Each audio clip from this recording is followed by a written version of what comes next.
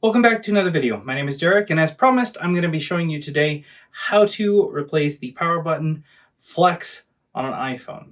If the flex comes like this, there's a little bit more work that's needed. And although I'm doing it on an iPhone 13 mini, this method applies to basically the last 5 generations. So let's get started.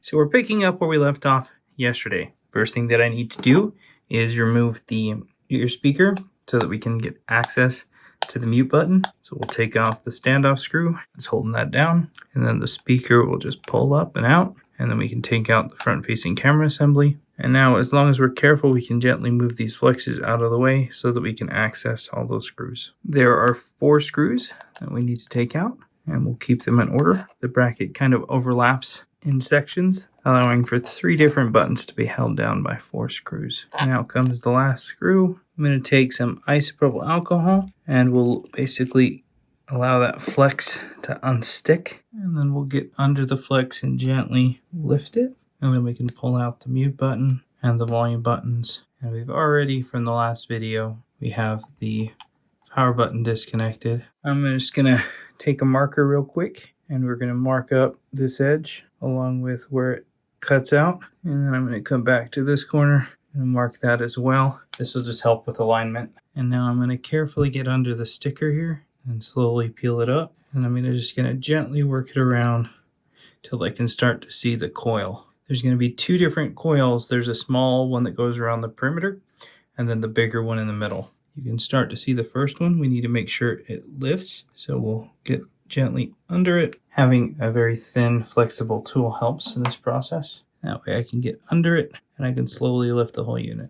Now, if you want to put this on a heat pad, you can. And then we'll make sure we get the charge flex out of the way. And then we'll continue to gently work around and pry everything up without damaging any of the coils. And I'll slowly work my way around, separating that adhesive edge. Now, if you're replacing the whole power button flex with the NFC wireless charger, then you don't have to be this gentle. And as long as you take your time, it'll come off like that. And now comes the small amount of soldering that we're going to have to do.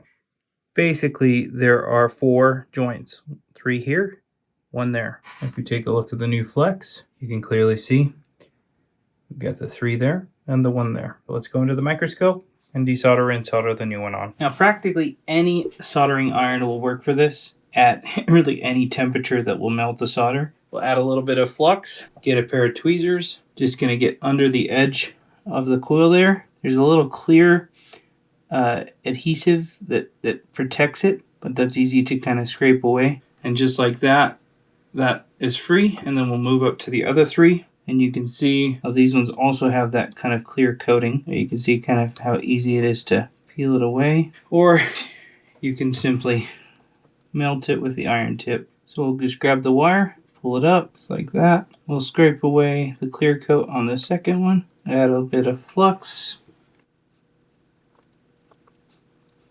And we'll desolder those other 2, just like that. Now the flex is no longer attached, and all we have is those wires sticking out in those holes. So we'll get out our new flex. I always love the gold sticker. We'll line up the center, add a little bit of flux, iron, and I've got mine set at 380, just so you know if you really want to know. And I'm going to push down.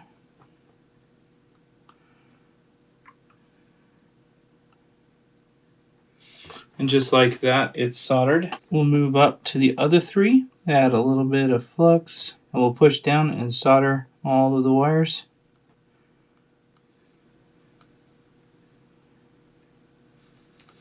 And just like that, those are on there. And we don't need it big and bulky, otherwise we'll create kind of a lump. Now I'm going to come in with some isopropyl alcohol on a Q-tip, and we're just going to clean up all of the flux and the flex on the inside as well. Come back and do it one more time with a clean side and new alcohol. Now I'm going to come in with some adhesive. This is an SG20 clear adhesive. You can use cold press adhesive. You can use really anything that's going to create a physical barrier between the metal and the solder. Just like that, we're going to coat it. Just a nice thin layer. And we'll go to the center and do the same thing, basically insulating it from potentially shorting out something. It'll only take a few minutes for that to cure, and then we'll be ready to install it. All right, there we've got our new flex cable installed. I'm just going to peel off the little blue protectors so we can roll over the flexes for the volume buttons, just like that. I can peel off this protector as well, along with this one. And we need to make sure this outside coil doesn't go too far off its guides. And now we can install it. And the nice thing is that I can just line up the sticker with the little markings that I drew. And that way everything will be lined up nicely. And that way it won't go anywhere. And now we'll just put back all the screws. All right, as a quick reminder, basically before, if we connected the battery while the power button was connected, it would instantly turn on and begin to boot loop. I want to see if this battery even powers anything, so we'll connect it up. Oh, and I didn't even push the power button, and it automatically went into that. So let's watch this again. Push down the battery. I'm not even holding anything down, and it automatically turns on. Now with everything connected, go ahead and now connect to the battery, and we hope to not see an Apple logo right away. All right, battery's connected. No logo. We'll go ahead and hold down the power button, and hopefully an Apple logo. There we go. And no boot loop. All right.